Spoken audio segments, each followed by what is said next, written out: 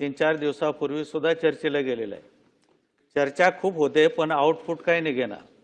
त्याच्यात एकच मुद्दा आहे मंत्री महोदय, की घरकुल हे 2 लाखामध्ये 2.5 लाखात सुद्धा होत नाही, आपल्याला सर्वांना कल्पना आहे. आणि तसं जर घरकुल बांधायचं ठरलं तर ते बांधून उपयोग होत नाही, कारण 2-4 वर्षात ते पडणारच, गळणार, त्याचे निकृष्ट क्वालिटी असते.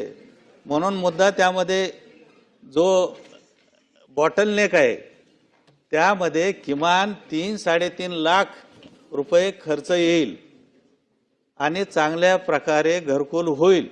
अशासाठी सर्वांची मागणी एकच आहे की त्याची किंमत वाढवून द्या. हा एक. दुसरा की आता बऱ्याच ठिकाणी घरकुलासाठी जागा उपलब्ध नाही. म्हणजे आपण म्हणता की गायरान देऊ, काही गावात शेजारी जमीन असेल तर ती देऊ, परंतु आता गावाच्या आजूबाजूला कुठेही जमीन शिल्लक नाही. म्हणून ॲक्विशन केली पाहिजे सरकारकडून, आणि ॲक्विशनची तरतूद आपण केली तरच ते शक्य आहे, अन्यथा ती वेटिंग लिस्ट वाढत जाईल. हा एक दुसरा मुद्दा आहे. म्हणून माझे दोन्ही मुद्दे महत्त्वाचे आहेत आणि त्याच्यावर खूप चर्चा झालेली आहे. म्हणून मुद्दा नंबर 1 की आपण घरकुलासाठी रक्कम वाढवून देणार का, आणि दुसरा ॲक्विशन करावी लागेल. म्हणजे साधारणपणे 1 किलोमीटरच्या आत असेल तरच लोक बाहेर जातात गावाच्या बाहेर राहण्यासाठी. म्हणून त्या ॲक्विशन, लँड ॲक्विशनसाठी आपण तरतूद करणार का.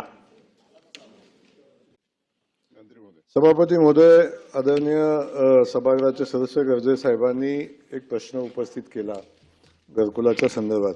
पहिल्यांदा तर मी त्यांना सांगेन की आपण चांगल्या कामाचं कौतुक केलं पाहिजे. 30 लाख घरं एका वर्षामध्ये 30 लाख घरं केंद्र सरकारनं आदरणीय मोदीजींनी माननीय मुख्यमंत्री महोदयांच्या प्रयत्नातून मंजूर केली. त्याचं खूप मोठ्या प्रमाणावर काम चालू आहे. पहिल्यांदा देशाच्या इतिहासामध्ये 7-8 महिन्यामध्ये राज्यातल्या या योजनेमध्ये 4 लाख घरकुलांचं बांधकाम कंप्लीट झालंय. एवढ्या युद्धपातळीवर काम आता घरकुलाचं चालू आहे. आणि या टप्प्यामध्ये आपण बघतो, माननीय मुख्यमंत्री महोदयांना मी धन्यवाद देईन. केंद्र सरकारची योजना आहे, बांधकाम अनुदान केंद्र सरकारचं 1,20,000 रुपये मिळतं. त्यातून बघतो आपण अकुशल मनरेगाच्या माध्यमातून 28,000 रुपये मिळतात. स्वच्छ भारत मिशनमधनं 12,000 मिळतात. आणि अशा वेळी माननीय मुख्यमंत्री महोदयांनी, आम्ही केंद्राकडे सातत्याने त्याचा फॉलोअप केला की घरकुलाचं अनुदान वाढलं पाहिजे. या संदर्भात तो केंद्राच्या विचाराधीन असणारा विषय आहे.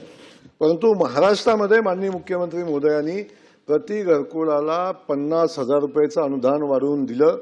त्यामुळं 2,10,000 रुपयाचं अनुदान आता घरकुलाला महाराष्ट्रामध्ये मिळतं. त्यातलं 50,000 रुपयाचे वाढवून दिलं. त्यातलं 35,000 रुपये घरकुलासाठी, 15,000 रुपये सौर ऊर्जेचं जे आपण पॅनल घरावरती बसवतोय त्याच्यासाठी, रूपटॉपसाठी, आणि सूर्यघर योजनेतनं 30,000 रुपयाचं अनुदान, आणि लाभार्थीने त्यात 15,000 रुपये अनुदान घालावं असं अपेक्षित आहे की जेणेकरून पुन्हा भविष्यामध्ये त्याला कुठलंही वीज बिल भरायला लागणार नाही. अशा पद्धतीचं काम या माध्यमातून होणार आहे.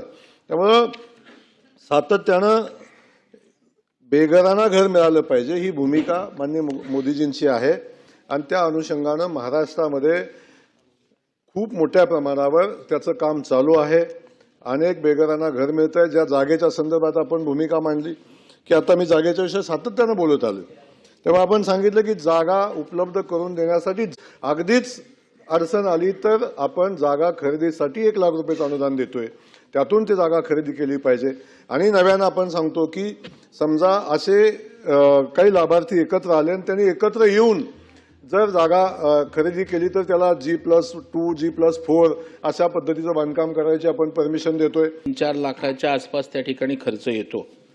आणि शासनाकडून आपल्याला 1,20,000चं अनुदान सभापती महोदय या ठिकाणी मिळतं. आणि सातत्यानं याच्यात वाढ व्हावी अशा प्रकारची मागणी या ठिकाणी पुढे येते. कारण बांधकाम साहित्याचे सभापती महोदय दर त्या ठिकाणी वाढलेले आहेत. वाळू असेल, सिमेंट, विटा, लोखंडी सळ्या, सिमेंट, पंत्रे, दारे, खिडक्या, फरशी आणि इतर सारे जे दर आहेत ते गरिबाच्या आवाक्याच्या बाहेर गेलेले आहेत. मजुरीचे सभापती महोदय दर त्या ठिकाणी वाढलेले आहेत. आणि त्यामुळे काही ठिकाणी कर्ज घेऊन याच्यामध्ये सपोर्टिंग त्या ठिकाणी घर बांधतायत. गवंडी, मजूर, सुतार व इतर व्यावसायिकांचे दर वाढलेत. ते आपण त्या ठिकाणी शिफारस करणार का आणि द्यायचे आहेत. परंतु यातनं आपण जसं मगाशी सांगितलं, परिचालकांना वेगवेगळ्या पुढे शासन लाभार्थ्यांच्या पाठीशी आणि हे घरं बांधत असताना त्यांना जे काय सवलती देता येतील त्याचा प्रयत्न करते. मी पुन्हा पुन्हा सांगतोय की शेवटी आपण घरकुलासाठी जे अनुदान देतो त्या अनुदानामध्ये माननीय मुख्यमंत्री महोदयांनी याच वर्षी 50,000 रुपयाच्या अनुदानामध्ये वाढ केली. त्यामुळे हे देशामध्ये पहिलं राज्य आहे की ज्या राज्यानं 50,000 रुपयाची अनुदानामध्ये वाढ केलेली आहे. आणि त्यातून घरकुल झालं पाहिजे. ते घरकुल देत असताना, करत असताना आपण बघतो की घरकुलासाठी अतिरिक्त खर्च येणार. सगळ्यात मोठा जो वाळूचा प्रश्न होता, त्या वाळूचा प्रश्न साधारण आपण बघितलं ग्रामीण भागामध्ये वाळू 3,000 4,000 रुपये ब्रासनं वाळू मिळायची. आता 5 ब्रासपर्यंतचा वाळूचा पास मोफत वाळू देण्याचं काम केलं. ते सुद्धा 15,000 ते 20,000 रुपयाची इनडायरेक्ट मदत त्या घर बांधत असताना त्या लाभार्थ्यांना होत असते. त्यामुळे लाभार्थ्यांना ज्या ज्या सुविधा उपलब्ध करून देता येतील, लँड बँक असेल, बाकीच्या ज्या सगळ्याच गोष्टी असतील, आपण या सगळ्या गोष्टी उपलब्ध करून देऊन लाभार्थ्याच्या पाठीशी उभं राहून घर कसं बांधता येईल याच्यासाठी शासन सातत्यानं प्रयत्न करत आहे. आणि त्या अनुषंगानं वाळू असेल, बाकीच्या गोष्टी असतील, या सगळ्या जमीन असेल, या सगळ्या गोष्टी उपलब्ध करून देण्यासाठी कायम शासन लाभार्थ्यांच्या पाठीशी उभा आहे. आणि दुसरा विषय आपण सांगितलं की सातत्यानं या घरकुलाच्या अनुदान वाढी संदर्भात आपण विषय मांडताय. हे खरं आहे की वस्तूच्या किमती वाढलेल्या आहेत, वीट वाळूचं की सिमेंटचं दर वाढलेले आहेत. या अनुषंगानं अनुदानही वाढलं पाहिजे म्हणून तर 50,000 रुपयाचं अनुदान माननीय मुख्यमंत्री मोदयांनी वाढवलं.